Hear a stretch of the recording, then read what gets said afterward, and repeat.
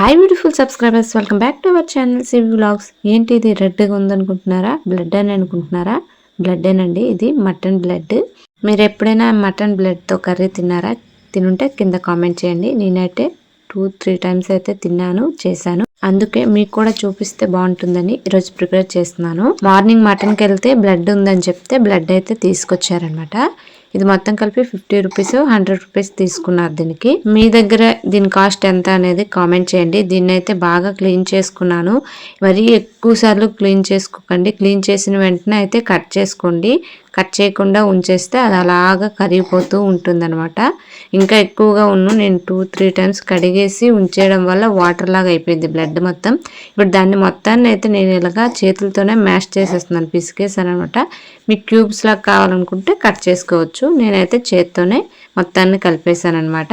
కలిపేసి కడాయి పెట్టేసి oil heat చేసేసి మనము మటన్ చికెన్ ఎలా ఫ్రై చేస్తామో అలానే ఫ్రై చేసుకుంటే సరిపోతుంది. చాలా సింపుల్గా ఉంటుంది.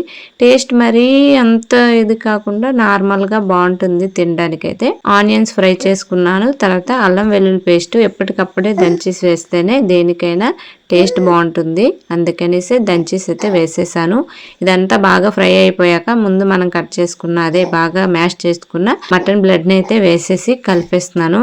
మనం ఫస్ట్ చూసేటప్పుడు చాలా బాగుంటుంది. తర్వాత కర్రీ అయితే చాలా బ్లాక్గా వచ్చేస్తుంది.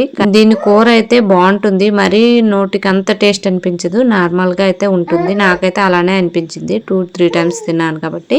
మీరు ఎప్పుడైనా తినున్నా తినకపోయినా నాకు కింద కామెంట్ చేయండి తిన్నారా లేదా అనేది. ఇప్పుడు అవన్నీ మసాలాలన్నీ వేసేసాను. దాంట్లోకి పసుపు, కారం, ఉప్పు, ధనియాల పౌడర్ అన్ని కలిపేసి మూత పెట్టి 10 నిమిషాలు పెట్టేశానండి. మూత తీసి లాస్ట్ లో గరం మసాలా వేసి ఇంకొకసారి కలిపేసి సర్వ్ చేసుకోవడమే. Mutton blood curry ready. Curry ఎలా ఉందో కామెంట్ చేయండి. అలాగే వీడియోని లైక్ చేయడం మర్చిపోకండి. ఛానల్ సబ్స్క్రైబ్ చేసుకోండి.